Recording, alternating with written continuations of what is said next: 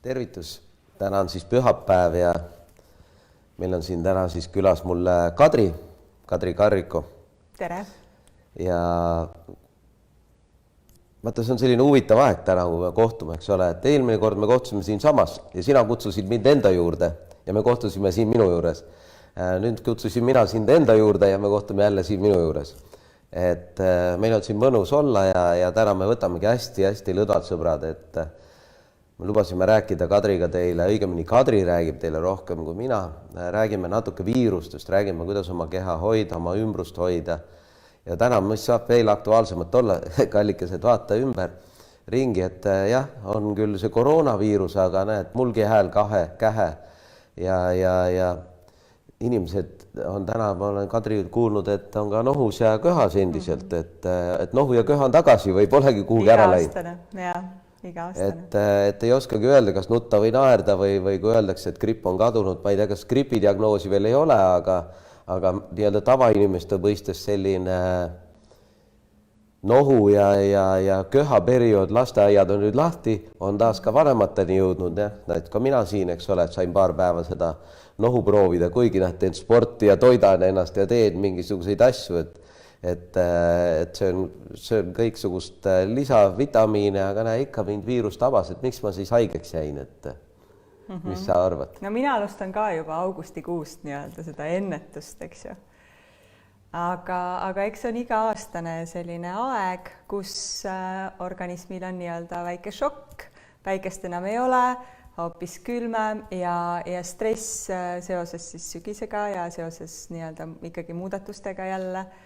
See on väga hea, et sa tõid välja selle, et vaata, et päikest ei ole ja aastaaeg muutus, et mul on ammu olnud siuke mõte, vaata, et kas meil Eestis ei oleks hea siuke asi teha sisse viia, et alati kui on päikesepaisteline päev või me teame, et on päikeseline päev, siis kõik teenindusasutused, kõik ettevõtted lähevad kinni ja inimesed lähevad õue, lähevad metsa, lähevad kõnnivad päikese käes, mere ääres, koguvad D-vitamiini ja siis kui on siuksed viimased ilmad nagu täna pühapäev, et siis inimesed teevad oma koduseid töid ja mingeid tööasju, et see päikeselised ilmad Eestis on ikkagi väga suur tervise nagu investeering või kapital ja me ei saaks minu arust isegi seda raisku lasta, et kuidas see päike siis sulle tundub, et No, absoluutselt, meil on siin eriti vähe seda antud, nii et peab kõik ära kasutama, mis see on. Aga Kadri, võib-olla paljud sind ei tunne, aga ma olen aru saanud, et ka sul on tohutu suur selline oma sõprade ringkond, kes sind väga teavad ja väga sust lugu peavad. Vaata, ellu ei tulegi inimesed ju niisama, eks ole, et nad tulevad ja siis kuidagi jäävad mingiks perioodiks ja mina olen nagu küll oma abikaasaga äärmiselt tänulik, et sa kuidagi meid üles leidsid või see saatus meid kokku viis, et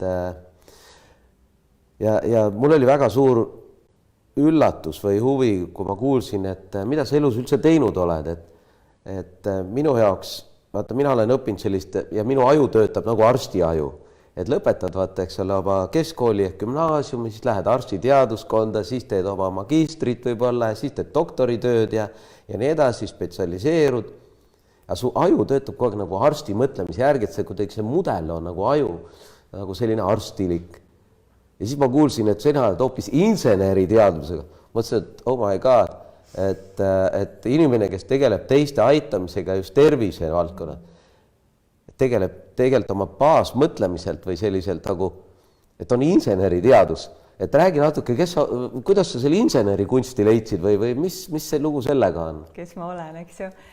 Jaa, ma lõpetasin siis Tallinna Tehnikaülikooli ja inseneri, siis elektroonikainseneri erialal ja see oli selline juhuslik valik, et tegelikult ma ei teadnud, mida ma elus teha tahan. Okay. Ma teadsin, et ma pean minema ülikooli ja see oli ainuke asi, mis ma teadsin. Ja ma valisin Tehnikaülikooli, siis ma läksin veel edasi õppima Pariisi, ma tegin magistrikraadi biomeditsiinitehnika inseneri erialal. Biomeditsiinitehnika inseneri erialal Pariisi ülikooli juures? Pariisi ülikoolis ja et peamiselt tegelikult, et õppida prantsuse keelt. Okei, ehk siis tegelikult siin see inseneri kunsti ütleb peaasi, et sai prantsuse keele selge. Ja, aga ma tundsin hästi suurt kutset juba siis selliste meditsiinivaldkonna vastu, aga ma töötasin siiski 10 aastat insenerina. USA ühes suurimas elektroonikaettevõttes, siis ma olin layout engineer ehk siis disainisin mikroskeeme peamiselt mobiiltelefonide sisse. Ahaa, et see video, mis siin laua peal, et siis osaliselt on ka sinu mingit töövili, jah? Väga aga tegelikult huvitav. ma sain aru, et see ei ole nagu minu kutsumus, mis ma praegu, võrreldes sellega, mis ma praegu teen. Ja ma sain aru ka sellest, et minu tervis tol hetkel ei olnud see, mis ta olema oleks pidanud. Ma kurnasin meeletult meditsiinisüsteemi. Mul oli pidev põletik kehas, mul olid valud, mul olid erinevad nii-öelda väiksed hädad, mis läksid kogu aeg süvenesid ja süvenesid. Ma võtsin hästi suures koguses ravimeid, antibiootikume, kümneid ja kümneid kuure. Ja see viis lõpuks selleni, et minu tolleaegne perearst ütles, et ma ei oska suga mitte midagi enam rohkem teha, kui et võta iga hommik üks antibiootikum sisse. Okay. Ja see oli nagu minu see, kus ma sain hakata kasvama. Ma olen Piretile väga tänulik, et see oli siis minu see koht, kus ma mõtlesin, et okei, mul on siin ikkagi veel asju vaja teha siin planeedil, et ma võtan vastutuse enda kätte, ma hakkasin hästi palju uurima loodusravi kohta lugema. Ma läksin õppima homeopaadiks. Iseenda pärast eelkõige. Ja selle homeopaatiga on ka, et professor George Vitulkas on maailmas üks kuulsamaid, tunnustatumaid, just ametlikult tunnustatumaid ja tuntumaid homeopaate. Tal on üle 50 aasta kogemust, ta elab väiksel Kreeka saarel imelisel, tal on seal oma akadeemia, rahvusvaheline klassikalise homeopaatia akadeemia, mille ma olen lõpetanud diplomeeritud homeopaadina, ma õppisin 3 aastat seal. Missugusel saarel ta asub? Alonissus. Mul oli kunagi au käia sellisel väiksel saar nagu Kos ja ma imestusega taipis, ma vaata ajalugu ei tea nii hästi. Avastasin, et seal on Hippokratese haigla olnud Kossi saarel, et Hippokrates oma esimseid meditsiinilisi samme või selliste haigla oli tal Kossi saarel. Ma käisin seal Varemetel ja see oli minu jaoks nagu väike üllatus, et sellisel väikselt saarelt on see kõik nagu alguse saanud. Ja täpselt samamoodi see Alonissus ongi, kogu see kool hoiab seda turismi üleval, seal on ainult homeopaadid seal saarel, kes siis kogu aeg käivad seal ennast jätkukoolitamas siiamaani. Väga huvitav. Ja siis ma töötasin loomulikult, ma andsin loenguid ja inimesed pöördusid minu poole.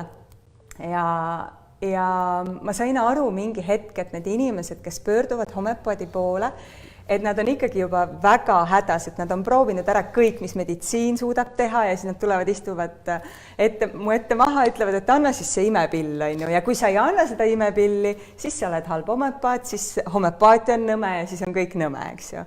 Ja mulle nagu, mulle ei sobinud see mõtteviis ja vahel oligi nii, et näiteks inimene tuli ja ütles, et ma ei tea, võta mul see nahalööve ära, aga ära mul see nende ärevushoogudega tegele, eks ju, et selle jaoks on rohud, aga homeopaatia ei toimi niimoodi, et ta toimib tervikuna või üldse mitte, et ma ei saa puudutada nahka ja siis mitte välja teha nendest paanikahoogudest. Aga kas ei tulene mitte see sama, vaata algus, ma rääksin, mina nagu arsti mõtlemisega, eks ole, et valutab, okei, tablett, ikka valutab, lõikame.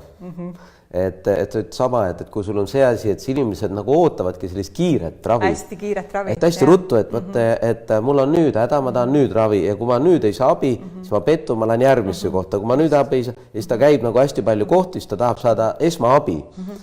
Aga ta ei tegele selle nii-öelda juurpõhjusega, selle algpõhjusega, et miks ta sinna on jõudnud. See sama Hippokrates, kellest väga palju ka Facebookis räägida, et arstid on vanne, eks kõik ajas muutub, aga ikkagi see, et on öelnud seda, et kas sa oled valmis muutma neid asju, mis sind tänasesse olukorda tõid, eks ole, et mina pean sind ravima.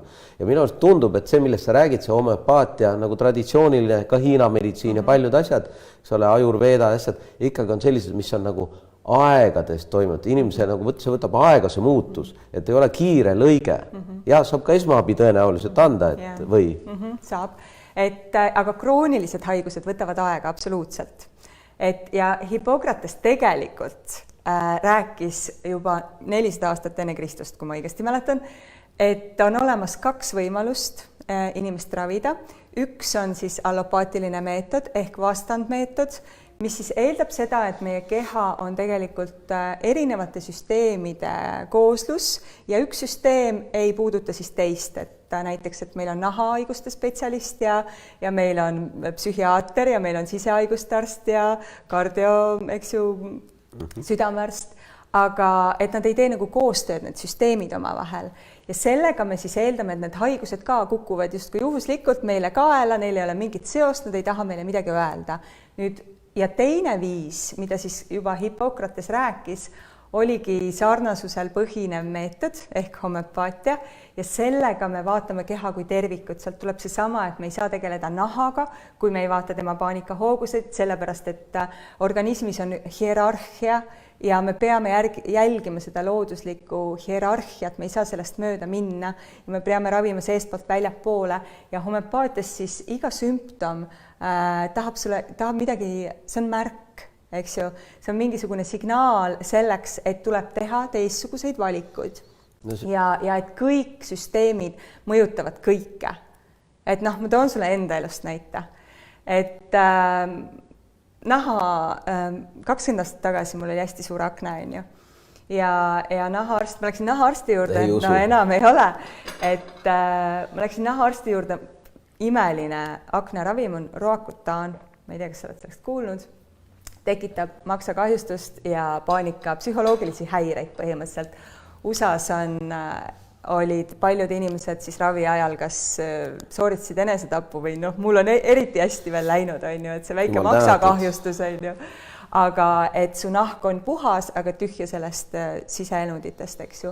Et me peame vaatama kõik siis nii-öelda loodusravi vaatab inimest kui tervikuna ja alati sellest, et kõige tähtsamad organid enne ja nahk alati kõige viimasena, sest organismi jaoks on see kõige nii-öelda ebatähtsam organ eluks vajalik ja see psüühika on just vast ka üks tähtsamaid nii-öelda tuumist, et see oleks kõigepealt paigas.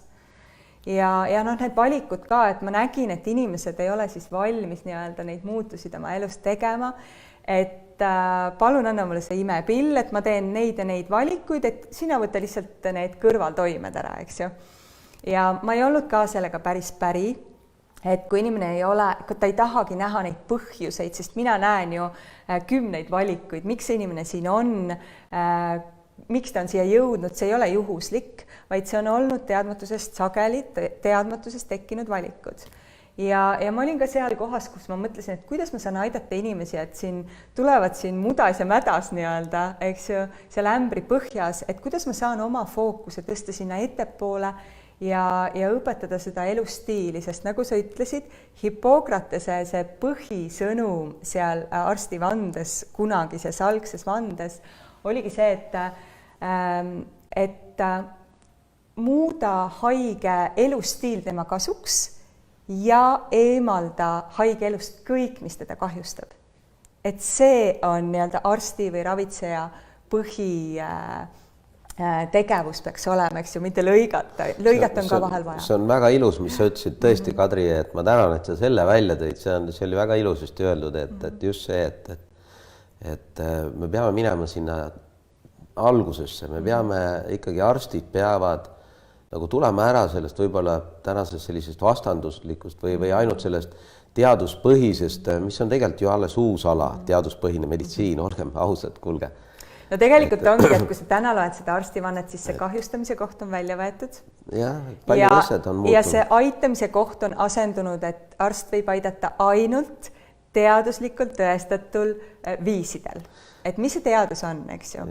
Et kui ma räägin sulle homöopaatia põhjal teadust, siis näiteks homöopaatia ei saa kunagi teadusest läbi minna, tead miks, sellepärast, et teaduslik uuring tähendab, et kõikidele haigetele antakse ühte ainet. Oled nõus? Nüüd, sama diagnoosiga. Sama diagnoosiga, aga homöopaatias on meil sama diagnoos ja näiteks 100 inimest sama diagnoosiga ja kõik need 100 inimest saavad erinevat ainet, sest inimene seal taga on erinev. Ja me ei ravi homöopaatias siis kunagi diagnoosi, vaid alati inimest. üks inimene on külmetav, teine inimene on kuumav, üks inimene on janune, teine on janutaja, me ravime inimest. See on vaata nagu Hiina meditsiinis ma olen aru saanud, et sul katsutakse pulssi, vaadatakse keelt, eks ole, öeldakse limane või kuiv või... Ja kõik saavad erinevaid taimi. Just, et mis sa oled, eks ole, et kuidas su pulsid, kuidas su keel, kuidas see kõik toimib, eks ole, siis öeldakse, et missugune inimene sa oled, võt ma ei tea, külm, soe, see, eks ole, et ja siis hakatakse nagu seda vaikselt muutma, kas siis nõeltega või igasuguste erinevate. Ja see on ju väga paljude ravide nagu selline alg ongi see, et ma arvan ka, et vaata, kunagi mul oli Andrus Vanaga üks saade ja Andrust ma tunnen nüüd mõnda aega ja tema väga mõnusalt ka on öelnud alati, et kui tuleb haigus, siis haigus on alguses ikkagi see, et kõigepealt tuleb nagu natukene haigust, sellise märgina. Et noh, sa oled rohkem väsinud või mingi siuke, tead, nohu näiteks, et tuleb siuke kergem asi. Ja kui sa nüüd ei tõmba nagu ennast maha ja vaatad, oot, mis ma nüüd selles eluperioodis nüüd üle panin ja ma ei tee stoppi, ma ei muuda ennast, siis mõne aja pärast tuleb meil järgmine asi, siis tuleb juba mingi tõsisem tervisekahjustus, vigastus, haigus, mingi tõsisem haigus ja kui sellele ka nagu ei reageeri, siis tähendab seda, et siis ongi seal haigemajas haigla, eks ole, et ma nimetangi, meil pigem on nagu haiglad ja haigesüsteem, et haigekassa, et siis sa oledki nagu selle süsteemi nii-öelda klient, eks ole, et sa oledki ennast ise viinud sinna 3. sambasse, eks ole, kus sa nüüd peadki seda lõiget saama, aga sina tegeled selle enne esimest, enne seda, et see märk ei tulekski või kui ta hakkab ilnema, et inimene tajuks seda märki. Kuidas sa soovid, et inimene üldse saaks nagu tajuda, sest väga palju on ju harjumuslik, me teeme väga palju asju harjumusest. Kas ta märkavad või kuidas sa oled tähele pannud? See on tundlikkuse küsimus. No mina näiteks 3-4 aastat tagasi mind hakkasid huvitama hästi eeterlikud õlid ja ma arvasin, et eeterlikud õlid on midagi, mida panna saunavette, eks ju. Ja ma olin pigem šokeeritud, kui võimsad tegelased need on, et need on taimekontsentraadid, mis on siis 70% võimsamad kui see taim ise. Ja läbi selle igapäevase just selle sama toksiinide eemaldamisega meie elust ja sellise ennetusega, elementaarse kehapuhastusega ja me räägime võib-olla põhjalikumalt sellest, eks ju, et inimesed hakkavad muutuma tundlikuks ja nad hakkavad tunnetama oma keha. Et ma toon sulle näiteks alkohoolik, kes joob iga päev alkoholi. Ta võtab pitsi viina, ta ei saa mitte midagi aru, et midagi oleks lahti, eks ju. Tal ei mõjugi see enam. Vist mitte, jah. Just, ja tema käitumisest ei ole seda näha.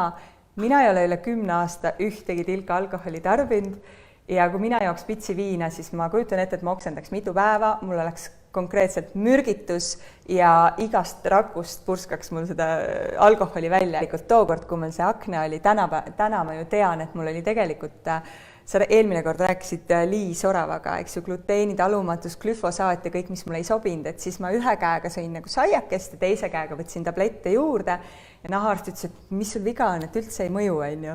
Et tegelikult oli probleem hoopis teises asjas ja see tundlikkus avandub siis kõigest. Täna ükskõik, mida ma teen, mis mu kehale ei sobi, siis ta viskab selle välja või näed ise meil oli ka, et sa panid mulle mingi täiesti süütu membraanikese, mida sa paned kõikidele inimestele ja minu keha ei talunud seda. Uskumatu, jah, tõesti. Et mu keha tunneb kohe ära, kui ma kasutan kosmeetikat, mis mulle ei sobi, kui ma kasutan mingeid vahendeid, mis mulle ei sobi, et räägime sellest kodukeemiast ka ja kosmeetikast. Aga räägi natukene, hästi huvitav oli sinuga, me ükskord vestlesime just selle rakkude teemal, ma ikka tahaks tulla sinu selle filosoofia või teadmiste juurde, inseneri teadmiste juurde, et rakk on nagu väike aparaat, eks ole, et seal toimuvad mingid energiaprotsessid, eks ole, meil on seal mingid membraanid ja räägitakse nüüd mingist ogavalkudest ja värgist, kõik on nii keeruliseks aetud. Inimese keha ongi ju tegelikult, kallid sõbrad, ülikeeruline mehhanism, seal on nagu nii palju asju, iga rakk on mingi omaette ooper, mis seal kõik toimub, kuidas see ainevahetus, energia loomine, kõik see, aga räägi mulle sellest raku asjast natuke, see on nii huvitav oli kuulata. no mina seletan hästi lihtsalt, et raskelt seletavad siis bioloogid ja kes nagu päris on, et mina lihtsalt lugen arstid ja bioloogid seletavad päriselt. Mina püüan inimesteni tuua hästi lihtsaks tehtud siukse mudeli, et saaks aru ja seda siis samamoodi eeterliku õlide põhjal näiteks, et kui tõhusad nad saavad olla viiruste vastu. Et mis meie kehasid kõige rohkem nii-öelda ohustavad, on viirused ja bakterid. Bakterid on eraldiseisvad elusorganismid, nad on võimelised ise paljunema, ise toituma. Ja kui me lähme arsti juurde bakteriaalse infektsiooniga, siis arst kirjutab antibiootikumid ja mis on väga tõhusad sellele infektsioonile, et ma ei räägi sellest, mis nad teevad siis pärast meie seedesüsteemiga ja hormonaalsüsteemiga ja immuunsüsteemiga, aga see bakteriaalne infektsioon on kadunud. Ja kui me lähme perearsti juurde viirusega, siis mis see vastus on, et mine koju, joo sooja vett, oota, et meil ei ole ravi. Et miks seda ravi ei ole?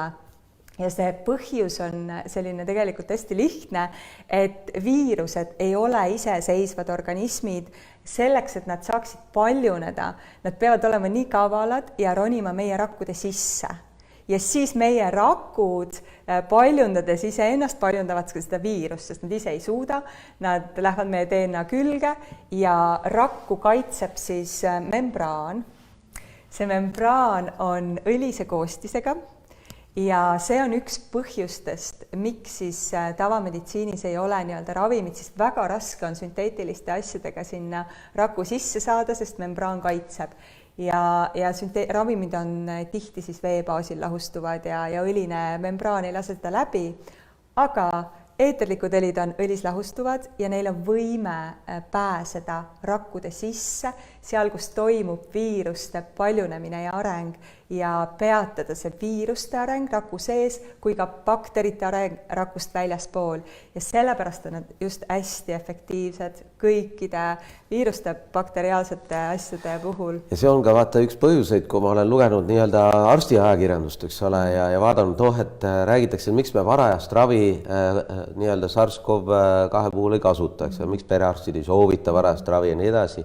Vot seesama, et meil ei ole, juba uuringud näitavad, nad ei saa sinna rakku sisse ja kõik need igasugused asjad, aga muidugi on ka rakusiseseid ravimeid, mis saavad sinna sisse, eks ole, aga neid on vähe ja need uuringud alles käivad. Aga tegelikult meil on ju sadu aastat vana, tuhandeid aastaid vana teadmine, mis läheb raku sisse, eks ole, me teame seda ja siis me nagu unustame, mingi moment unustame selle teadmise kuidagi ära, et seda teavad siis ainult nii-öelda homeopaadid või keegi sellised nii-öelda posijad arstide silmis, eks ole, et mina arvan, minu enda seisukoht on küll, et igal arstil peab endal olema kindlasti homeopaat või Hiina arst selja taga, eks ole, et ta saab alati nõu küsida, saata oma patsiente ja teha nagu tõelist ravi inimestele, mitte ainult anda mürke, eks ole, sest kõik ravimid on mürgid, seda õpetatakse meile ülikooli farmakoloogia kohe esimese lausena, kõik ravimid on mürgid. Ja vaata loodus, sa mainisid ka, et võtame antibiootikume, bakterid kaavad, loodus otsib tasakaalu alati, eks ole, et me otsime sellist tasakaalu ja et sellise bakteriaalse, viroloogilise asjad, et me ei saa kedagi ära tappa täielikult, sest siis tuleb midagi uut.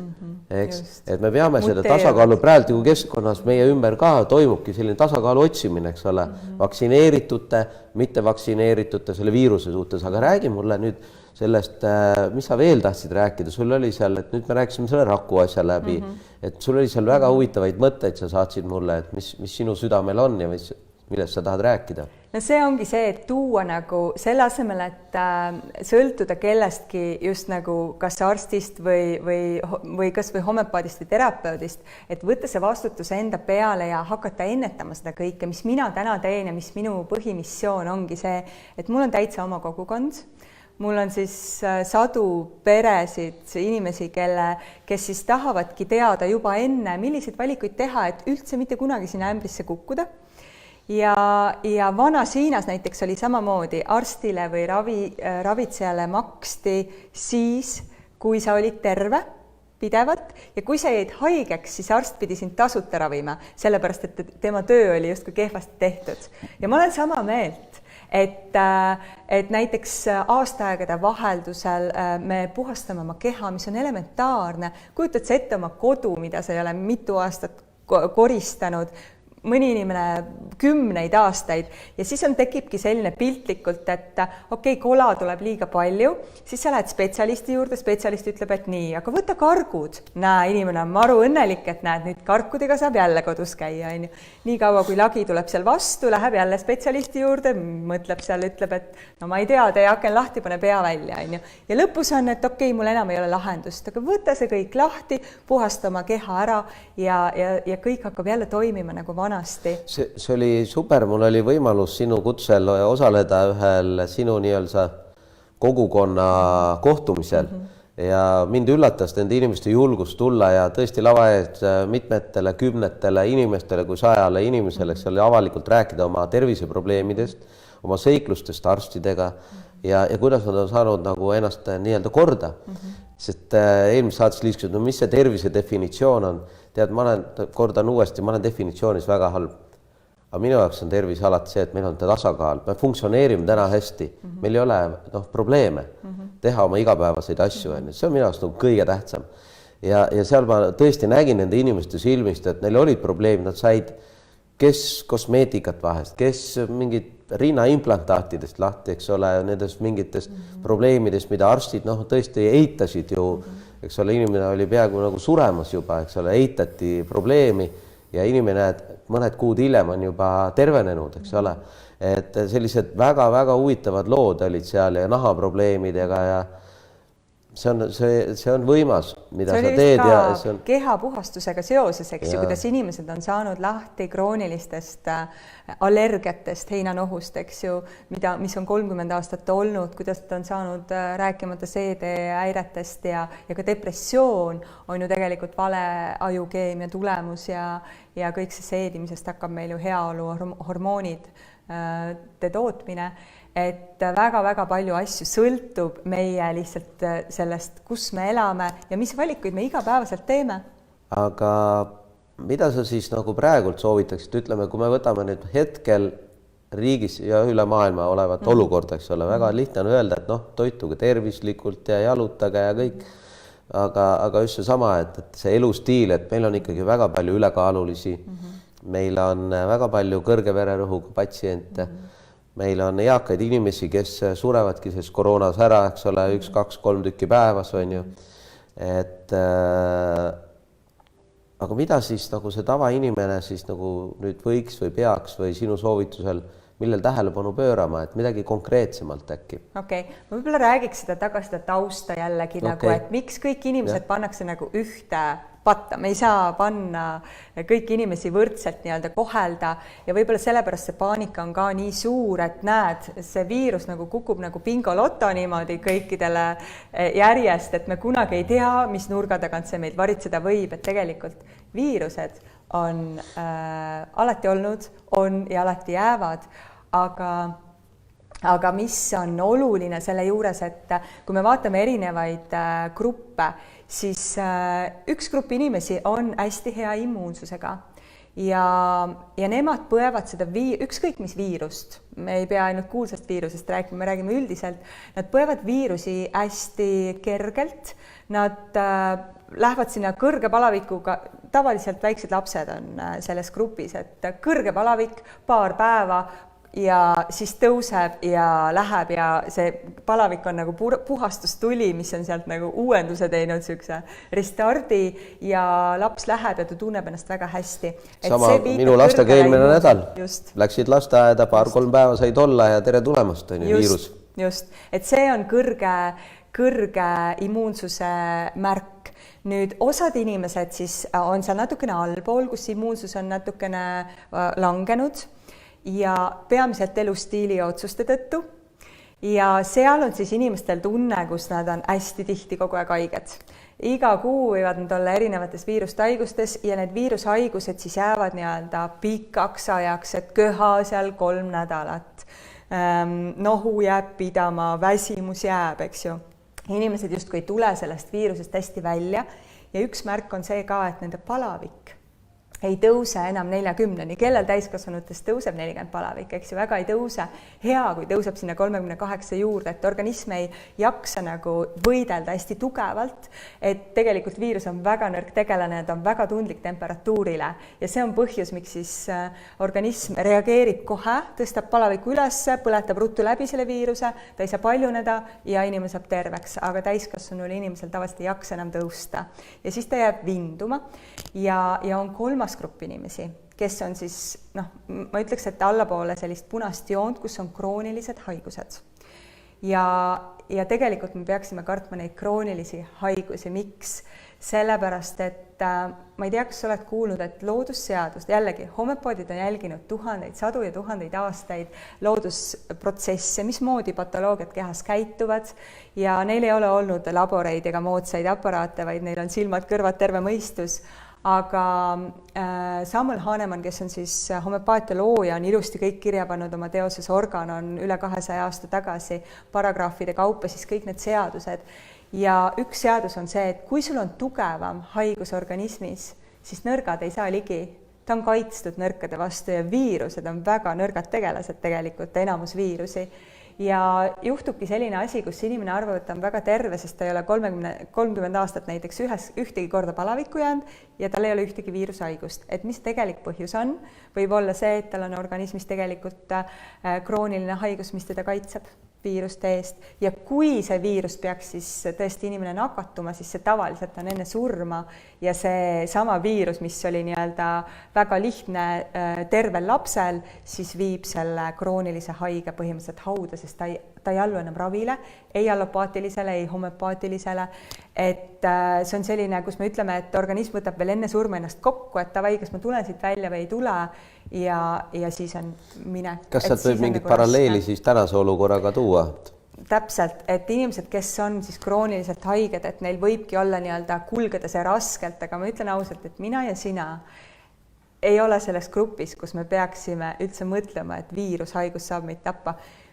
Ma ütlen niimoodi, et tegelikult akuutne haigus, kui see ei ole just trauma, eks ju, siis akuutne haigus ei ole kunagi see, mis meid tapab, vaid me võime surra sellesse, et meie krooniline haigus on meie organismi niivõrd nõrgestanud, et meie organism ei saa enam akuutse haigusega ka hakkama. Ehk siis seesama akuutne haigus tervel inimesel on väga lihtne.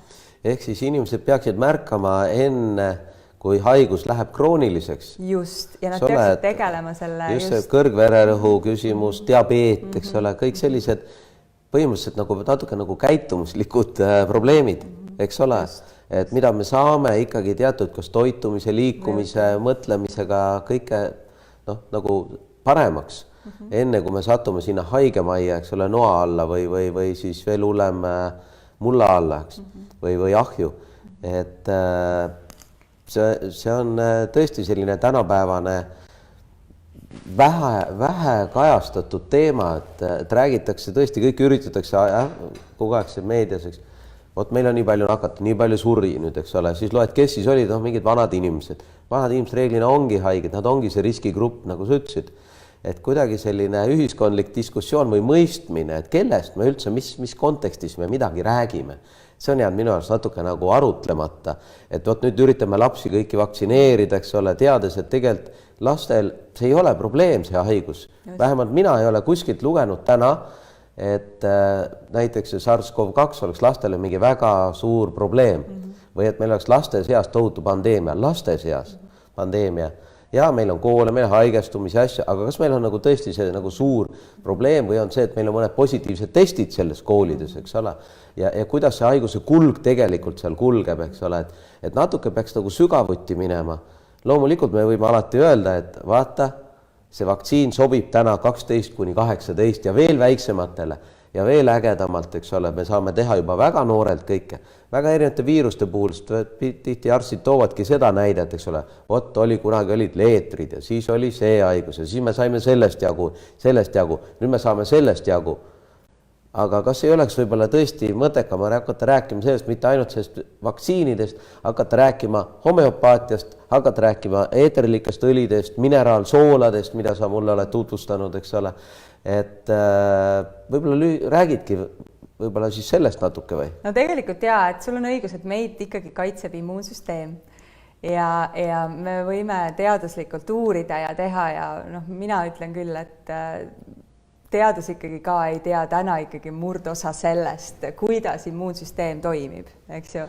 Et selles mõttes meil on nagu imesid juhtub ja täpselt nagu aru saada sellest, et me peaksime ikkagi igapäevaste valikutega hoidma oma immuunsuse kõrgel ja nagu sa rääkisid toitumisest, on väga oluline teha siis tervislikke valikuid ja üks teema on need toksiinid, millest ma tahan rääkida, võib-olla sellest toksiinide eemaldamisest. Kas sa teadsid, et keskmine naine paneb igapäevaselt oma nahale ja näole üle 500 koostisosa?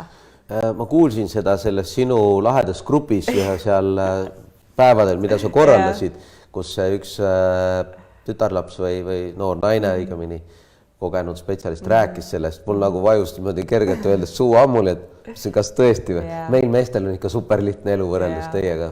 Et kõik, mida me paneme nahale, on meil ka vereringes. Näiteks, kui me paneme eeterlikke õlisid, siis kanname nahale. Miks nad nii võimsad on? 20 sekundiga on nad meil vereringes ja 20 minutiga on nad leitavad igast meie keharakust. Et kas sa tahad panna ikkagi neid toksilisi aineid oma nahale ja kui naised lihtsalt ei ole jällegi teadlikud, mina olen jälle selleks, et siis oma kogukonnas tuua seda teadlikkust lihtsalt, et nad saaksid valida.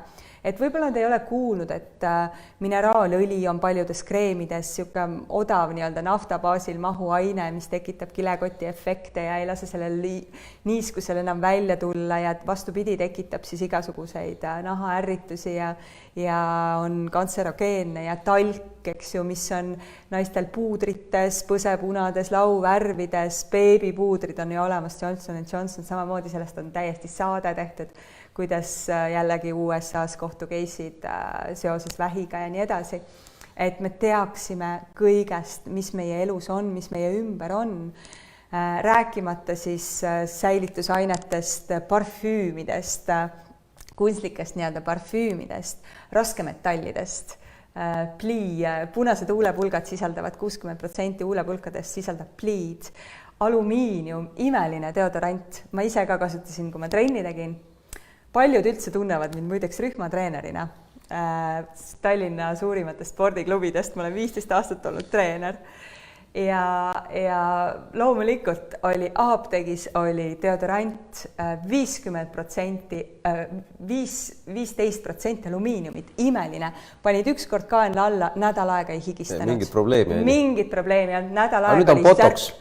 Just, ja kujutad see ette, kuhu see läheb, kujutad see ette, et see Alzheimer ei tule iseenesest, me peame ikka kõvasti vaeva nägema selleks, et seda alumiiniumit siis saada sinna aiu, eks ju. Et need väiksed mäluhäired 20 aastat hiljem, et me ei saa ju neid raskemetalle niisama need välja ei tule, me peame väga palju vaeva nägema nende valikute eest, mis me oleme siis minevikus teinud. Mina kaasa arvatud, ma teen siiamaani neid üritan fiksida neid asju, eks ju, et ja see on siin samas rinnakoe juures on ju meil naistel peamine vähk on ju rinnavähk, eks ju, ja mida nad panevad sinna kaenla alla alumiiniumit. Ja rääkimata siis kosmeetika ja kehahooldustooted, meil on samamoodi kodu. Et meil on ju pesupulbrid, meil on ju kõiksugu pinnapuhastused. Mul on üks toode. Tapavad ära 99,9% bakteritest, sealhulgas SARS-CoV-2 ja seda müüakse siis ja me paneme seda igale poole pihustama, eks ole, uksed aknad täis. Eeterlikud õlid, mina teen ise segu, et seesama segu näiteks kaneel ja nelgiga, eks ju, rosmariin, eukalüpt, nad ongi samamoodi eemaldavad, kõik viirused ei taha selles keskkonnas olla ja palju ma teen sidruniõliga. Oma keha ma puhastan sidruniõliga, eeterliku õliga, oma vetsupotti, oma põrandaid, klaase, aknad säravalt läikivad, et mul on võib-olla 1 või 2 toodet, mida ma kasutan. Ja selle toksiinide, selle bakterite või viiruste tapmise juures ma tahaks mainida ka käte desinfitseerimisvahendeid, et just need, mis on tegelikult nende poe ustel ja igal pool sellised laiatarbetooted, et kas sa tegelikult tead, mis seal sees on? Seal on mürgised alkoholivormid, seal on antifriisidest kuni konkreetselt kartsi nagu nendsama vähki tekitavate aineteni välja, et kui inimesed tahavad, tehke ise endale see desovahend kas või lauaviinast, mis on nagu nii-öelda mittetoksiline alkohol või õunaäädikas või võta eterlikud õlid appi, et ma ei soovitaks mitte kunagi seda laia tarbe nii-öelda kätte desovahendit, mis eemaldab ka kõik head bakterid, mis tegelikult meid kaitsma peaksid. Just, et see olmekeemia ja kõik see turundus, eks ole, et kui sa teleka lahti teed, ju muud ei tulegi tõenäoliselt kui ainult, et kasuta seda pulbrit ja kasuta seda pinnadesinfektanti ja määri seda kreemi peale ja see, et kõik võistlevad aga ma tahtsin nende kreemide juures küsida sellist asja, et kui ma doktoritööd tegin, siis ma käisin mingitel ka üldarsti igasugustel loengutel ja avatud seminaridel, seal oli nahaarstidest ka paar osa, kus ma käisin ja siis ma saan aru, et ega see kreemidega nagu väga see imendumine näonaha sisse või sinna süvakihtidesse, et kui müüakse sulle, et vot nüüd seal on mingid puu, kõik asjad ja imeliselt oled elu lõpuni, oled nagu nooruslik, et see väga hästi nagu tegelikult tõde ei ole.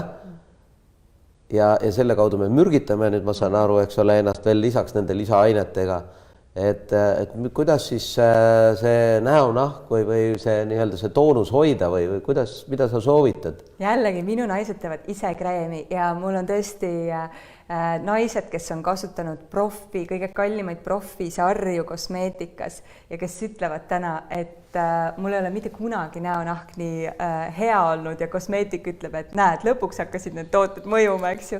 Ja ta tegelikult teeb ise oma kreemi näiteks raudrohuõlist ja granaatseemneõlist ja või paneb sinna viirukini. On see keeruline teha? See ei ole üldse keeruline teha. Kuidas see kreemi teha? Räägi võib-olla lühidalt, et kuidas see kreem saaks teha, et võtad mingid tilgad, paned aga mille sisse sa paned siis? Baasõli, meil on näiteks joojobaõli või mandliõli või kookosõli või mis iganes selline. Kas poeõlid ka sobivad või ikka need on niisugused natuke spetsiifilisemad õlid? Need võiksid ikkagi olla puhtad õlid, nagu see baasõli ja näiteks päikesekaitsekreemid on alati, mul läheb nagu hinge, kui ma vaatan neid emasid, kes just nagu lapsi ka kreemitavad selle korra alla, et mida need päiksekaitsekreemid jällegi sisaldavad, kui lihtne on teha vaarikaseemneõlist, kookosõlist, panna sinna juurde eeterlikke õlisid, mis kaitsevad nahka, mis uuendavad rakkusid ja loomulikult neil ei ole sellist efekti, et ma lähen nüüd 3 tunniks sinna ookeani, et ma olen kaitstud. Loomulikult peab natukene vaatama rohkem ja määrima tihedamalt, aga ma hoian oma lapse ära sellistest jällegi mürgistest ühenditest ja paljud isegi ei tea, et meil SPF 30 on siis efektiivne 97% nii-öelda päikesekiiri kaitseb ära ja SPF 50, kus on palju suurem kontsentraat veel, on ainult 1% suurem sellest, et sellised väiksed asjad, mida mõeldaks ole, et ainult 1% rohkem kaitset, aga palju rohkem keemiat. Palju rohkem keemiat ja päiksekaitsekreemid jagunevad veel ka siis füüsilisteks ja keemilisteks, et füüsilised on need, mis peegeldavad nahast tagasi ja jätavad niisuguse valge kihi, et see ei ole ilus ja mugav, eks ju. Et kui see protsess toimub nagu naha sees, me peame teadma, et need toksiinid on meil vereringes ja tekitavad kõiksugu. Kas me peame üldse päikese käes väga nagu päevitama, eks ole, see on nagu omaette jälle küsimus. Mina panen lapsele riided selga. Nii just. Et kellaaegade jälgimine, aga kodukeemiast või isiklikust keemiast tahtsid sa äkki veel midagi? Ja tead tegelikult selle nahaga seoses, et me määrime nahale palju head asju, aga me tuleme ikkagi jälle sinna toitumise juurde, et mis kvaliteeti me endale nii-öelda sisse rakkudesse saame. Ja paljud võib-olla imestavad, kui mina ka igapäevaselt võtan vitamiine, võtan mineraale, võtan omega häid rasvhappeid, võtan seedensüüme, et mu keha oleks puhas ja hoolitsen oma maksa eest. Maks on minu meelest, minu hinnangul üks tähtsamaid organeid meil üldse, sest ta on meie prügikast, ta on meie Päästeamet, ta on meie jäätmeladu, ta päästab meid kogu aeg. Ja miks me saame noorena, eks ju, käia peol, mitte magada, juua alkoholi, süüa hamburgeri öösel kell 3 sest maks võtab kõik endale. ja 40-aastaselt me hakkame siis vaatama, et me ei saagi seda kõike teha, et siis maks ütleb, et kas sa päästad mind või ma hakkan tekitama kroonilisi haigusi. Tegelikult maksast sõltub kogu hormonaalsüsteem, kõik hormoonid nii-öelda aktiveeritakse maksas, kõik südamehaigused saavad alguse sellest, et maks ei jaksa neid toksiinidega enam toime tulla, siis hakkavad kolesterooli probleemid ja nii edasi. Kõik nahateemad on seotud maksaga, kõik allergiad on seotud, kui me lihtsustame, eks ju, allergilised protsessid on seotud jääkainetega meie kehast. Me tuleme jällegi siia tagasi, kuidas vähendada seda toxic load'i, neid toksiine oma igapäevaelus valikutega ja maksal on nii palju kergem ja võttagi seal sidrunieeterlik õli, kus on siis maksa puhastavad keemiline koostis väga hea või sidrunimahla kasvõi või teha midagi iga päev maksa jaoks, hoida oma keha puhtana ja meie immuunsüsteem teeb kõik ülejäänud. Aga räägi mulle seda, et kui me lööme nüüd doktor Google'i lahti, eks ole, me näeme ju tõenäoliselt sadu õlipakkujaid, tõenäoliselt me lähme igasse poodi, me näeme riiulite igasuguseid toredaid õlipudeleid, eks ole, et osad on looduspoes, me usume, et nüüd see on öko ja väga hea, teised on teises poes, kuskil esoteerilises poes, seal on ka kõik väga hea ja siis on veel internetipoed, kus ka kõik on väga hea. Et mille alusel siis seda nagu valikut oleks targem teha või kuidas see maailm on? See on väga hea küsimus, sest mina räägin kogu aeg puhastest eeterlikest õlidest. Ehk siis sinna ei ole midagi juurde lisatud ega midagi ära võetud, et see oleks... No seda ütlevad kõik ju. Seda ütlevad kõik, aga tead seda, et mitte üldse kedagi maha teha, vaid lihtsalt seadusandlus. Eeterlikel õlidel ei ole oma seadusandlust, nad kuuluvad kosmeetikatoodete alla ja kosmeetikatoodete seadusandlus ütleb seda, et pane 5% looduslikku toorainet ja sa võid kirjutada peale 100% looduslik. Ideaalne kullaäri, ma ütleks. Kullaäri, pane 5% sisse, kirjuta peale ja võta kasumit 100% eest. Imeline ja sellepärast see on põhjus, miks toimub hästi suur manipuleerimine. Aga kuidas seda siis valikut teha, et mida sa soovitad või? Kuidas teha valikut? Neid tõesti müüakse, meil ju müüakse ka eeterlik õli sünteetilisel kujul, millel ei ole siis ühtegi toetavat omadust meie kehale, et me räägime ainult puhastest taimedest, taimekontsentraadidest, mis siis on toetavad meie kehale, millega meie keha, mis ei ladustu kehasse ja millega keha oskab siis midagi peale hakata. Aga kas neid õlisid saab siis kuskilt nagu poest osta või kuidas see... Ma olen aru, et hästi, see on niisugune asi, mida paljud inimesed kardavad, on võrkturundused ja osad on petta saanud ja osad tehakse juba ju puhtalt ka nii-öelda teiste poolt kohe maha, eks ole, et öeldakse, et see on lamemaalaste värk, eks ole, nagu tänapäeval kõik on lamemaalane, eks ole, et nagu me kõnniks mingisuguste munakivide otsas kogu aeg, me kõnnimegi lamedal maal, mulle meeldib sirgel teel palju rohkem kõndida kui konarlikul teel, eks ole. Aga just see, et võtta apteek ja see on usaldusväärne, aga kui osta kuskilt nüüd natuke teisest kohast, et ei tea, et seal on mingi äri, eks ole. Tegelikult see ökomärk ja isegi ökopoodidest, et see ökomärk näitab seda, et see taim on nii-öelda puhtalt kasvatatud, aga mis temast edasi on saanud? Millega see segatud on? Seda ei peegelda see ökomärk ka mitte midagi. Mina konkreetselt siis kasutan tõesti ühe firma doTERRA eeterlikke õlisid. Miks? Sellepärast, et seal ei ole ühtegi vahendajat. Väga vähesed eeterliku õli müüjad siis toodavad ise. Mida nad teevad? Nad ostavad kokku, panevad oma sildi peale ja müüvad. Nad ise ka ei tea, mis seal sees on, kus see tooraine on tulnud. Et neil on küll paberid kaasas, et tõesti mitte kedagi maha teha, aga ma tean, et see doTERRA on tootja, ta toodab siis, ta testib ise ja ta müüb otse, et võimalikult ikkagi osta siis sellelt samalt tootjalt otse, et seal ei ole vahendajad vahel, kes siis igaüks võib ju seda kasumit meeletutes kogustes suurendada. Ja sama on Eestis. Kas Eestis saab eeterlik õli toota? Ma olen ühte asja küsin, vabandust, ma ei vasta su küsimusele, ma tahtsin hoopis ise küsida või kommenteerida. Eile õhtul abikaasa luges midagi seal, me tegime mingit protokolli, eks ole, peale viirust väikest, mis me lastelt saime, puhastame ja teeme. Ja ta ütles, et ta luges, et vaata, et keegi oli kasutanud seda toodet mingisugust ja siis oli läinud mingi kas arsti või toitumisterapeudi või kellegi juurde ja see oli issand jumal, et kuidas te seda ei tohi üldse sisse, see põletab teil kõik seest ära, et kõik, et tema on nii pettunud ja kõik, et kuidas seda kommenteerida? No see on iga asjaga, eks ju. Sorry, ma küsin nagu otseselt küsimusi, minul siin nagu ei ole filtrit. See tuleb igapäevaselt, et see on enda tunnetus. Mina ei ole arst ja mina ei ütle kunagi, et võta seda. Ka kui ma pean loenguid, siis mina räägin ainult seda, mida mina teeks. Minu keha, nagu ma ütlesin, on väga tundlik ja tunneb ära kõik, mis ei ole päris. Ja see on ainult üks soovitus, näiteks kui sa mainisid sissevõtmist, tõesti, jumala eest, ära palun võtta sisse, kui sa ei ole 500% kindel, et see õli on puhas. Palun ära tee seda, eks ju. Kui me räägime doTERRA õlidest, siis mina teen seda, ma olen seda 4 aastat teinud. Sa ei pea seda tegema.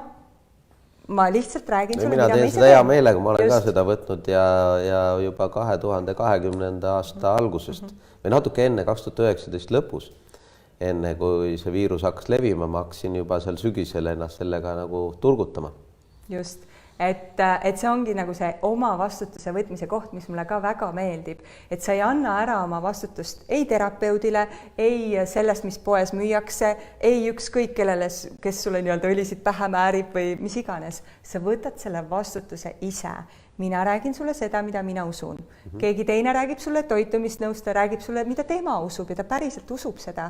Et jällegi tuleb see koht, kus sa pead tegema ise valiku. Aga kas selliseid retseptiraamatuid või sellist asju, et ütleme, inimene on nüüd kodus, eks ole, tal on seal, ta tahab oma kodu nüüd puhtaks teha ja tahab võtta ära sealt kõik need igast toksiinid, keskkonnamürgid, kõik see tohutu, ütleme see 2 Selveri rida asju, mis on koju ostetud. Ja sa ütlesid, et sul on ainult seal mingi paar toodet ja siis mõned pudelid, et Esiteks on see soodne. Vaata, mul on õnnestunud ükskord sul külas käia, aitäh kutse eest.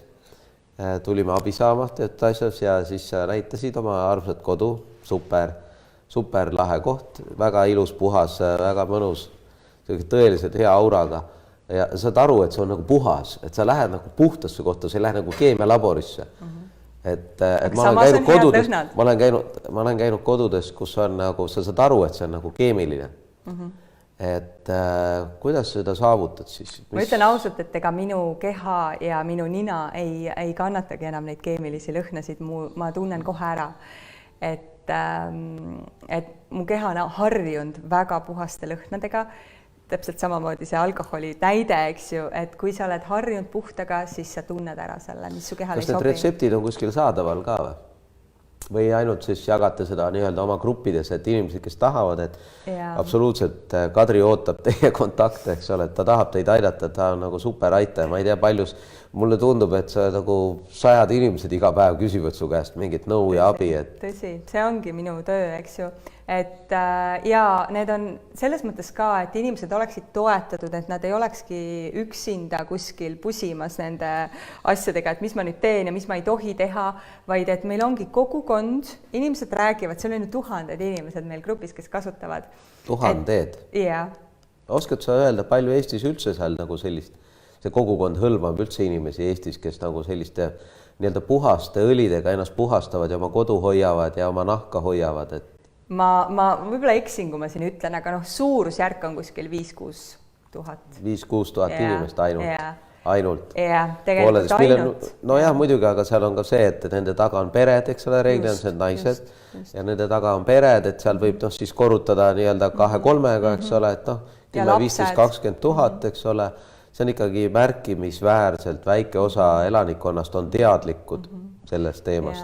Aga inimesed tulevad küsima, miks sa nii terve oled, mis sina teed, miks sa ei karda, miks su lapsed nii terved on kogu aeg, käivad koolis ja üldse ei puudu? Minul näiteks osad patsiendid on küsinud siin samas kliinikus, kus me vestleme siin stuudios nii-öelda, on küsinud, et kuidas sul siin hea lõhn on, mis sul siin lõhnab? Ja siis ma näitan neile, meil on siin siuke aparaat, eks ole, seal on siukesed puhtad õlid, eks ole, et praegult võtta jõulude sellel ajal ja siis ma teen nagu sellist lõhna, ma teen natuke sellist lõhna, eks ole, annab ka aastaajast ja meeleolust, ja inimestele väga meeldib, et see on selline puhas. Inimesed ütlevad et nad tunnevad juba mingisugust roosmariini või kui nad mind näevad, eks ju, et see on minu nii igapäevane selline rituaal, mida ma siis keha jaoks teen. et ja nendega tõesti saab hästi nagu laialt, noh, ma ei teagi, kas või näiteks siis seesama rinnavähk, mida võib-olla naised kardavad ja käivad siis kiiritamas ennast, ma ei tea, iga aasta või mis iganes. Mina valin teha endale segu etelikest õlidest ja teha siis detoksina 2 korda aastas see kuur ja ma ei karda seda. Ma olen rinnavähi kohta kuulnud seda, et uuringud näitavad, et naised, kes tegelevad jooksmisega, mitte nüüd võistlusjooksmisega, aga jooksmisega ja positiivse mõtlemisega vähemalt pool tundi päevas jooksevad. Ma ei mäleta nüüd täpselt seda numbrit, kuna vaata ma ka, kui ma jooksen, siis ma kuulan mingit podcast'e ja asju, eks ole, tarkadelt inimestelt. Aga see oli nagu kordades väiksem võimalus, et isegi kui sul on see geen olemas, on tõestatud, et sul on see geen, et sul võib olla, kui sa mingid teatud asjad kokku satud, sul võib tulla rinnavähk. Aga isegi selle olemasolul, kui sa muudad ära omad harjumused ja hakkad jooksma ainult pool tundi päevas, liigud. Ükskõik, mis juba sellest piisab, et see ei, ma ei mõtle, kordades vähenes risk. Aga tead, miks või? Sportides, see ei ole jooksma, see on sportides lihtsalt tulevad toksiinid läbi higi pinnale, me puhastame oma keha, trenn on puhastus. Infrapunasaun. Meie Eesti saunad 4-5 korda nädalas inimesed, käige saunas, kelle võimalus on, tehke infrapunasaunad, infrapunakotid, käige saunas, mida rohkem käite viirused, nagu sa ütlesid, ei taha väga kuumas olla. Ei taha üldse kuumas olla ja külma ka ei taha, et nad on hästi temperatuuri tundlikud. Just, ja paljud soovitadki talisuplus, eks ole, ja siis kuumas saun. Et muidugi ärge nagu ekstreemi minge nüüd kohe saunast ja jääauku hüpake, eks ole, see peab ikka jahtuma ka, et võtta oma vereringet ka arvestama. Aga kui me siin vähist rääkisime, siis tead, et need muteerunud rakud ei ole mitte midagi muud kui liiga palju toksiine kehas, millega keha ei saa hakkama, kui me jällegi niimoodi lihtsalt toome selle põhjuse. Aga ma küsin sellist asja jällegi skeptikute maailmast või sellist ümarguse maailma lamemaalaste vastu, et nii palju, kui ma olen siis nii-öelda austatud professorid kuulanud, kes on biokeemikud ja muud, ütlevad, et mis vitamiinid võtate juurde ja asju, et milleks, et teie kehas on kõik, et tehke see analüüs, et sööge mitmekesiselt, siis ongi teil kõik need mineraalid ja vitamiinid olemas, et kuidas sinu nagu nägemus või homeopaadina see arvamus sellele väitele on? Tead, mina olen siis aastate pikkuselt üritanud oma toidulaua siis teha väga tervislikuks, eks ju. Ma olen välistanud kõik lehmapiimatooted, nisutooted, kus on glüfosaat ja hästi puhast ökotoitu. Tead, kaua mul võtab aega, kui tavainimene läheb poodi supermarketisse ja teeb oma ostud võib-olla seal 15 minuti poole tunniga. Tead, kui kaua mul võtab aega terve linn läbi sõita ja teha endale koju ostud ja siis hormooni antibiootikumi vaba kala tulema siia Nõmmele ostma.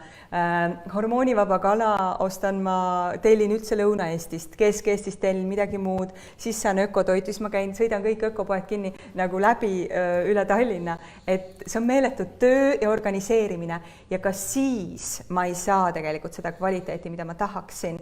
Ja nii, et see on vähim, mida ma saan oma rakkudele praegu pakkuda seda kvaliteeti. Siin kohas, sõbrad, tuletan jälle meelde Eesti põllumees, Eesti kalakasvataja, Eesti viljakasvataja. Võta ennast kokku nüüd, on ju, võta kokku, müü kallimalt. Inimesed siin Tallinna linnas, kus põhistress on ja võib-olla suurtes linnades, eks ole. Teil on seal maal okei, seal tead, võtad oma tiigist kala, eks, aga meil siin linnas ei ole kõigil tiike.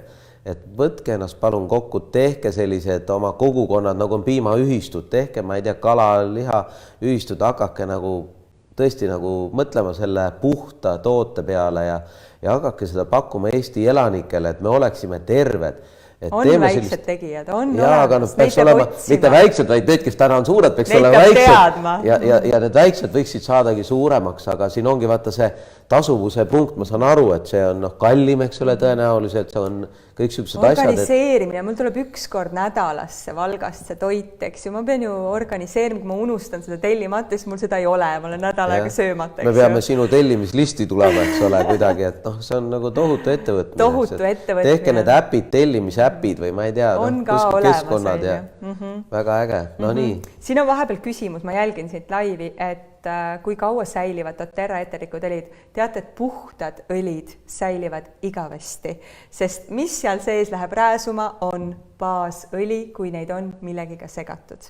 Mida hästi siis sagedasti tehakse, sest hinda on hästi lihtne allapoole tuua, segades baasõli sinna juurde. Ja meie peres on 8 kasutajat, ütleb Ene. Ja mis selle grupi nimi on? Need grupid on kinnised meil just nimelt, et hoida oma kogukonda ja kõik, kes valivad siis eeterlikud õlid oma ellu, saavad sinna sisse ja toetuse kogukonnalt ja ma olen ka aru saanud, et neid gruppe on mitmeid, eks ole? Neid gruppe on mitmeid, jaa. Et see, mida meie korraldame nii-öelda suvepäevad ja ma kutsusin sind just nimelt hammaste tervisest rääkima ja selliseid holistilisi arste ja terapeute ja energeetikuid ja kõike, mida me kaasame ja me räägime kosmeetikast ja sellistest teistest inimestest väljastpoolt on mul väga hea rõõm alati kutsuda ja selline pidev hoidmine inimesi teavitada siis sellistest asjadest, sest me ju igapäevaelus, kui inimene käib tööl ja teda nii-öelda teeb oma tavalisi valikuid, te ei tule selle peale, et sellised asjad võivad olemas olla. Ma tulin praegult selle grupi juures, tulin jälle ühele sellisele intrigeerivale küsimusele, et palju sinu grupis koroonat põdenud on? Haigust? Väga palju. Haigust. Ja kuidas läinud on? No minu omad on kõik sellega hakkama saanud, mina kaasa arvatud ja väga lihtsalt. Ma ei ütle, et see viirus oli lihtne, ma räägin oma kogemusest. See viirus oli ühel öösel, oli väga selline piinarikas, aga ma tegin seda, mida ma ise usun. Ma kasutasin õlisid, nii nagu ma teistele õpetan ja ma räägin sellest avalikult, mida ma olen ise teinud ja kui keegi minu käest küsib, siis ma ütlen, mida ma tegin ja hommikuks olin ma terve. Et sellised lõhnataju kadus ära 5 päeva pärast, aga mul ei olnud ühtegi muud sümptomit, kui ainult see väike selline väsimus ja lõhnataju, mis siis kestis paar päeva, selle jaoks ma ka kasutasin seedensüüme, kasutasin tsinki, mis tuli ruttu tagasi, aga see põhiline, see hull palavik ja see kehavalu ja seda enam, et kui me kohe ei reageeri, siis see võtab natukene aega, eks ju. Aga see on ju see, mida perearstid täna boikoteerivad, ütled, et ära tee mingit ravi ja jälgi vaata ennast, eks ole. Ja tegelikult, kui sa kohe reageerid, siis me teame, et viirus hakkab paljunema ju kohe. Ja kui sa kohe rakku sees ei hakka tegelema temaga, siis sa oledki hilja ja siis ongi öeldakse, näed, et võt meil on haiglasse jõudnud vaktsineerimata, inimesi on nii palju jõudnud. No kuulge, loomulikult see on ju loogiline, et neid jõuabki palju, sest arstid keelavad ju koduse ravi, eks ole, esimestel päevadel. Esimese 10 päeva jooksul tuleb väga tõsiselt tegeleda oma keha viirustõrjega ja sellepärast, et süstitud jõuavad natuke harvem sinna haiglasse, aga me alles hakkame nägema seda asja, mis hakkab süstitutega juhtuma. Missugused on kaugtulemused nii neil, kes on läbi põdenud, kui neil, kes on süstitud. Me räägime nüüd 3 ja 5 ja 10 aastast. Aga see, et tõesti, et kuidas sul need teised patsiendid on läbi läinud, et sa rääks nüüd endast, mina olen endast rääkinud, mul läks ka suhteliselt hästi, sest ma alustasin ka kohe ravi. Ma ei jäänud uskuma perearsti soovitusi, et ela rahulikult, vaata, joo teed ja niimoodi. Vaid ma hakkasin, ja täpselt sama ma kasutasin doTERRA mingisugust retsepti, ja õigemini mitte mina ei kasutanud, või mu abikaasa kohe, nagu ikka naised on tublid, läks ja võttis käsil, otsis üles selle grupi, sai sealt retsepti, midagi segas kokku ja mõne päevaga korras on. Just. Et minul on täpselt sama kogemus, et kõik, kes on nii-öelda piisavalt vara küsinud või pöördunud mu poole, on kõik väga hästi tervenenud. Et küsimus ongi selles, et kuidas sa sellesse usud, et kui sa alustad hiljem natukene, kui see haigus on nii-öelda täies hoos, siis see võtab natukene rohkem aega, aga ta käib klõps ja kõik pöördub ja sellel hetkel elujõud tõuseb ja sa tunned ennast jälle hästi. Et jah, ennetustööga me praegult siiamaani kogu aeg, et see info oleks inimestel olemas, et nad teaks kohe, mida teha, et nad ei pea ootama nii kaua, kuni nad on päriselt hädas. Ja üks asi selle viiruse juures on alati palavik, mida inimesed teevad, nad kardavad tegelikult palavikku, nad kardavad tegelikult seda kurja koera, kes haugub pättide eest ja siis nad lasevad selle koera maha ja ütlevad pättidele, et tulge mu majja, võtke, mis tahate, laamendage, tehke, mis tahate, et see kaitse on kadunud. Ja kui me võtame palaviku alla, see sama palavik, kes üritab siis teda viirust ära hoida nii-öelda, seda paljunamist takistada, võetakse alla ja viirus saab teha. Et kui sa seda teed, siis sa pead ise looduslike nii-öelda antibiootikumidega või looduslike vahenditega tegelema selle põhjusega. Ehk siis sa ei soovita kasutada praegult, ütleme nii-öelda inimesed võtta paratsetamooli, eks ole, vahepeal oli ju jutt, et tõuseb palavik, et et koroona puhul paratsetamool on nagu see valik variant, eks ole, see oli täitsa alguses, võib-olla paljud selle ära unustanud, nüüd täna eitatakse isegi kohati, aga mis siis see inimene teeb, et noh, siin võib-olla meil vaatajaid, kuulajaid, kellel on praegult see viirus, eks ole, just alanud, et on nüüd praegult üksinda jäetud, eks ole, et vot ma sain nüüd selle testi tulemuse, äkki mul tuleb see haigussümptom, tal võib-olla ei ole veel kinnitatud seda haigust, aga ta tunneb, et tal on juba need nii-öelda nähud, et mida sa soovitad? Tegelikult, nagu ma ütlesin, neid looduslikke antibiootikume on palju, kas alates küüslaugust, lõpetades C-vitamiin ja tsink, mis on nii-öelda tõhusad viirusevastased ka. Tsinki ju, mida siis, kus sa võtad või kus sa seda saad, on ju? Ja seda peab teadma, et oleks õiges ühendis. Meie paljud apteegi vitamiinid ikkagi ei ole õiges vormis. Liisiga te rääkisite sellest, et see on nagu täitsa eraldi teema, täpselt nagu toit ei ole ka need toidulisandid kvaliteetsed, et jällegi pead teadma, mis vormis peavad olema ja et need oleks testitud ja tsink ja C-vitamiin siis kindlasti kaasata ja mis jällegi oluline on, tavaliselt inimesed mõtlevad, et võtavad seal üks kord päevas selle normaalse C-vitamiini doosi, et nii-öelda need ravidoosid on siis löökkannused ja need kogused on väga palju suuremad, miks vahel inimesed mõtlevad, et see looduslik vahend ei aita, on lihtsalt, et nad võtavad seda liiga vähe. Jällegi võib-olla see tuleb seadusandlustest, et sinna pakendile ei ole kirjutatud peale ravidoose.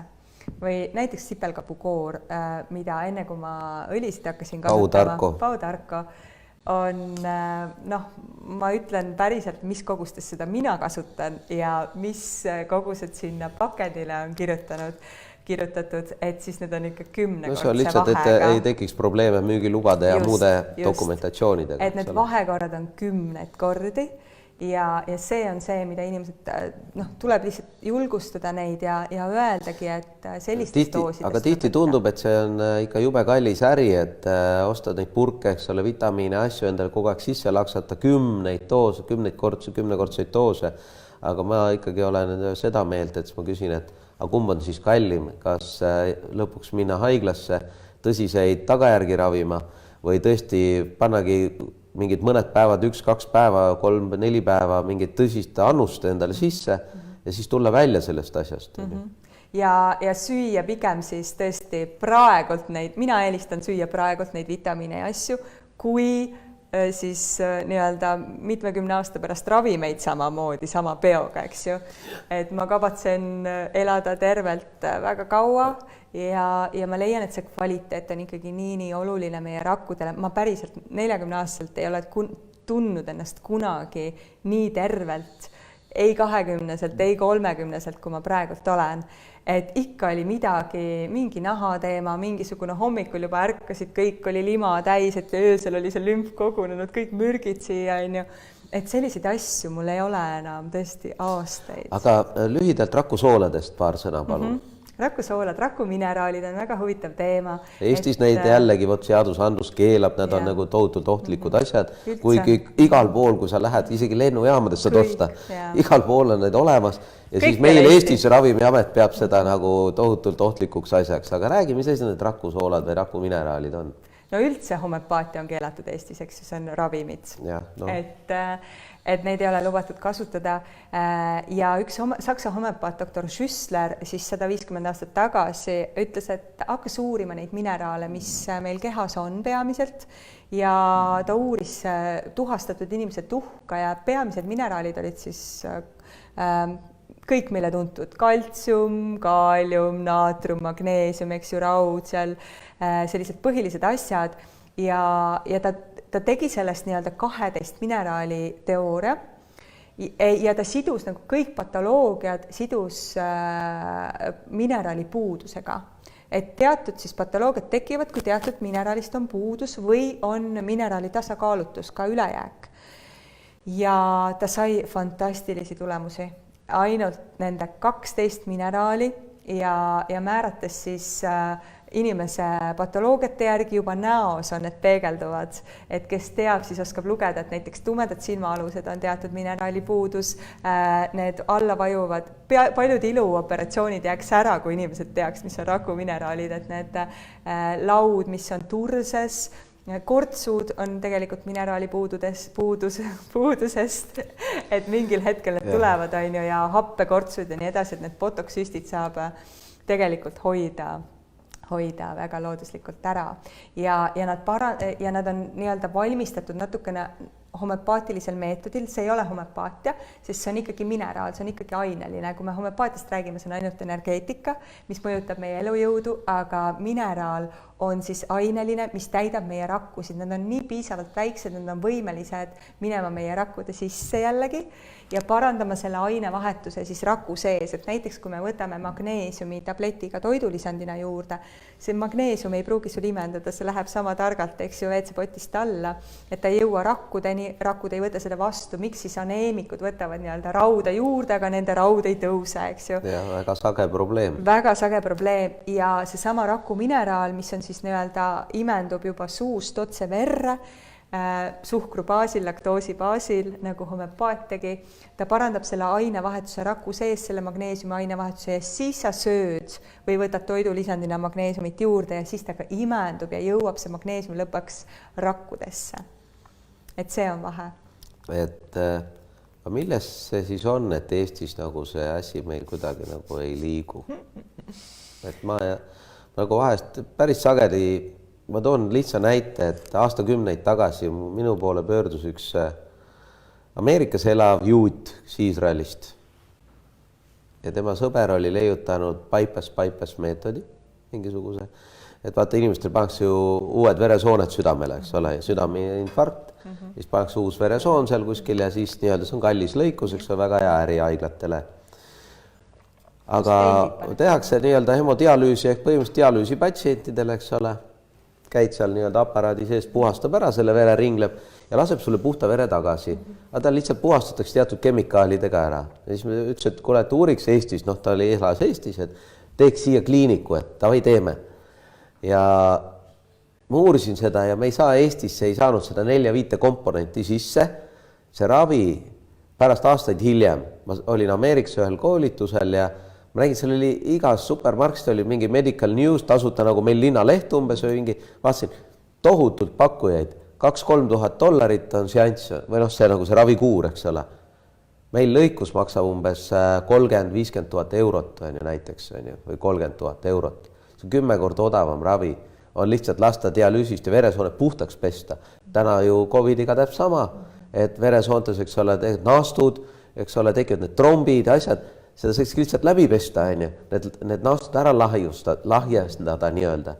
Et väga paljud sellised progressiivsed ravimeetodid, kui ma Soomes tegin oma magistritööd maailma tolle kuulsaimate biokeemikute erialad tuntud teadlastega, eks ole, nad leiutasid teatud sellised metalloproteiinis mingid ravimid. Ameerikas sai toota ja Euroopas siiani ei ole neid saada. Siiani ei ole saada, Ameerika kasutab, sellest on 20 aastat tagasi, kui ma käisin, tegin oma magistritööd Helsingi ülikoolis. 20 aasta jooksul ei ole seda saadud Euroopasse, seda toodet. See on Soomes leiutatud ja toodet Euroopas ei ole, Ameerikas on. Jah, no homöpaatiaga on näiteks niimoodi, et igal pool maailmas on see lubatud, välja arvatud Eesti on vist tõesti ainuke maailmas, kus see on keelatud. See on nii-öelda, kui Ravimiamet arvab, et see on platseebo, aga samas laske siis meil seda platseebot tarbida, kui see platseebo, et siis ta on jälle ohtlik ravim, kui seda on vaja siis tellida kuskilt kas või netiapteegist, ei ole seda lubatud tellida meile Eestisse. Et see on nagu hämmastav, kuidas meie Ravimiamet nagu töötab kohati. Et me oleme nagu veel usinamad pioneerid, kui pioneerid ise vist tundub, eks ole, kuskil Euroopa Liidus keegi arvab, et natuke nii, siis kohe peab nagu võimendama seda siin, on ju.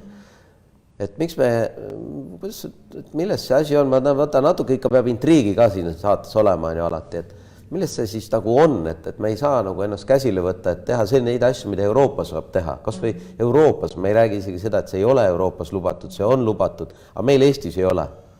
Kas Lätis on lubatud? Jaa, muidugi. Inimesed käivad Riia apteegis, homeopaatilises apteegis ja mina ju olen elanud Prantsusmaal. Mul on abikaasa prantslane. Ma olen 3 aastat elanud Prantsusmaal. Hästi tore abikaasa, mul oli au temaga kohtuda. Tervitusi talle. aitäh ja seal meil oli nii-öelda tavaline perearst, seal ju haigekassa maksab kõik homeopaatilised ravimid nii-öelda kinni täpselt samamoodi nagu allopaatilised.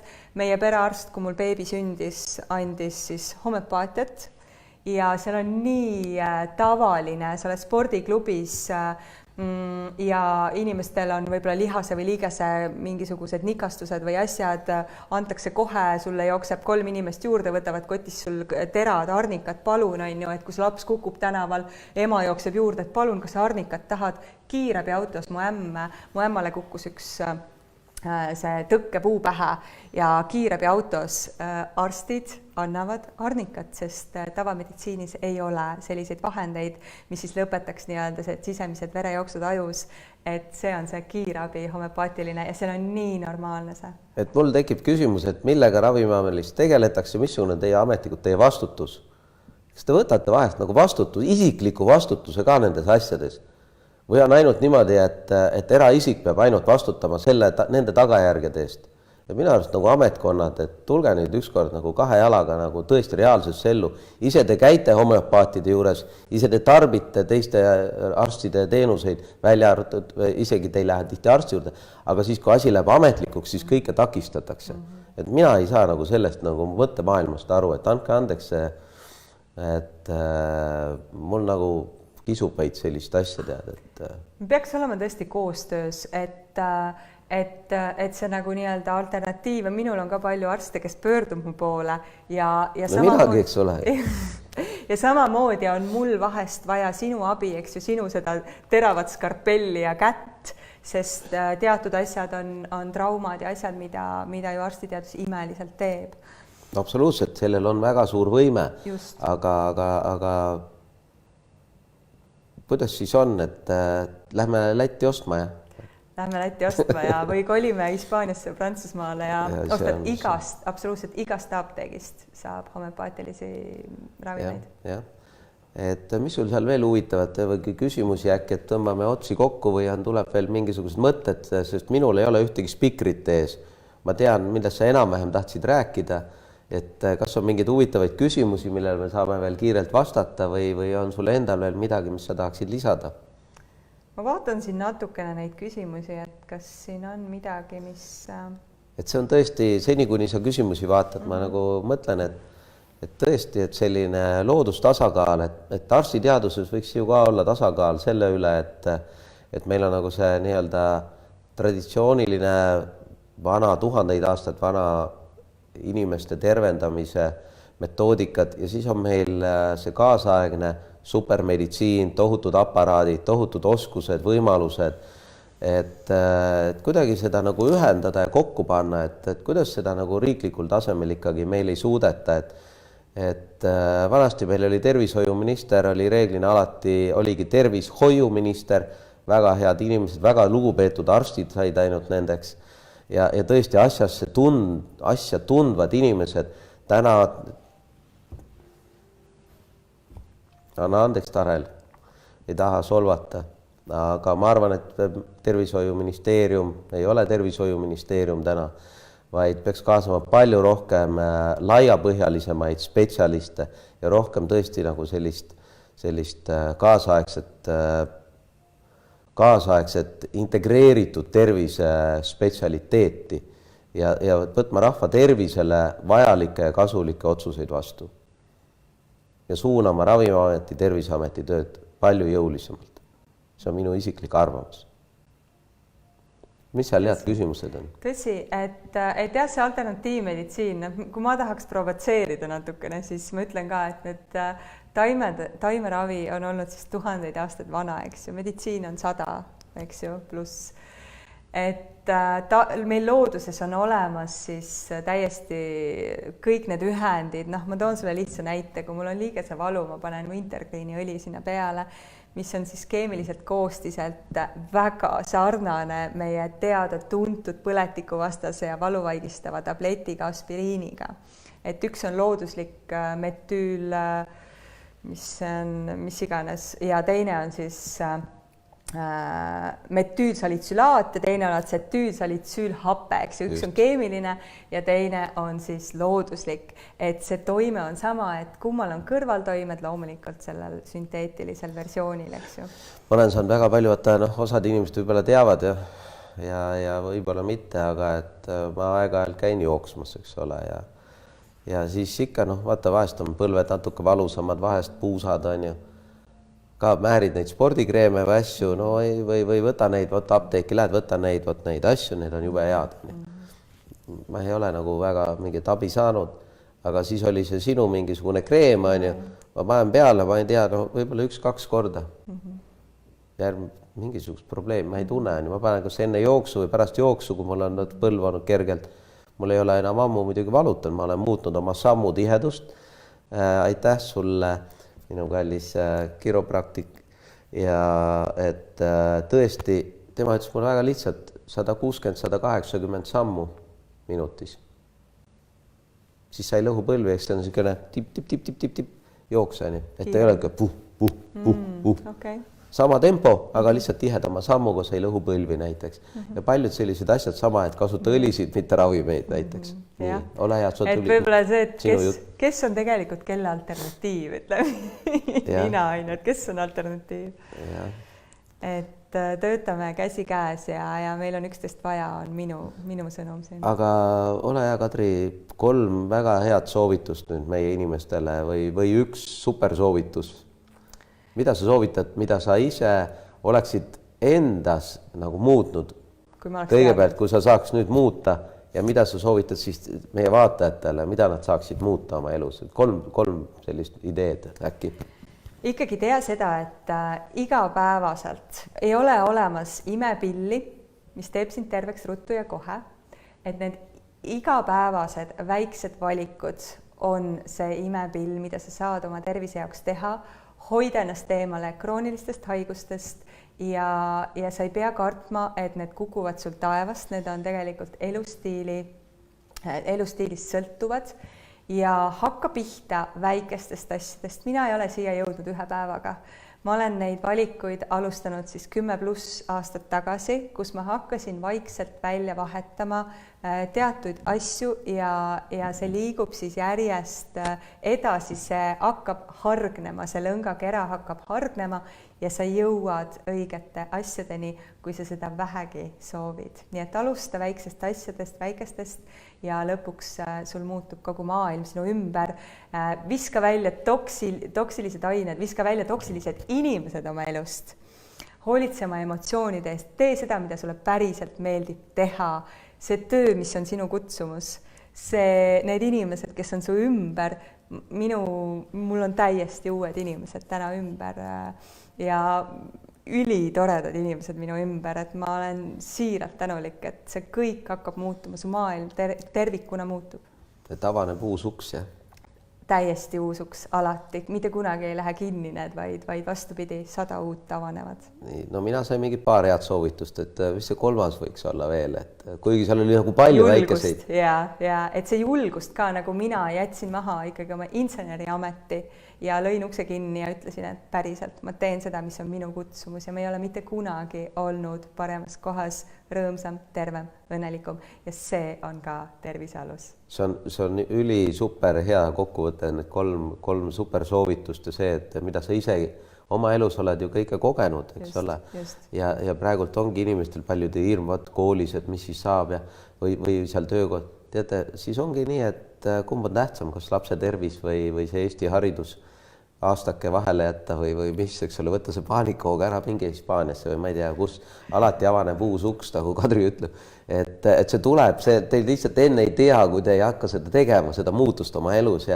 Prioriteedid, et mina sõidan 100 kilomeetrit päevas, et viia oma last sinna kooli, kus ma tahan, et ta käiks, et mu laps läheb rõõmuga kooli. Just, ja mina sind tänan ma tänan sind. Lühidalt võib-olla ütle veel, kus sinuga ühendus saab, kuidas sinu grupiga liituda või kust inimene sind üles leiab? Jaa, ma teen e-koolitusi, e-kursuseid, kes tahab rakusoolade kohta rohkem teada, siis mul on olemas e-kursus, kes tahab eeterlike õlide kohta teada, ma teen palju tutvustavaid loenguid ka üle Eesti, ka läbi neti ja võtke julgesti ühendust Facebooki kaudu, Kadri Karriko HP, see tähendab homöopaatia, et kirjutage mulle ja lepime kokku, kui huvitab rohkem midagi. Jah, aitäh sulle, Kadri, imelise ja väga valgustava vestluse eest ja täname kõiki vaatajaid ja kuulajaid ja olge endiselt terved.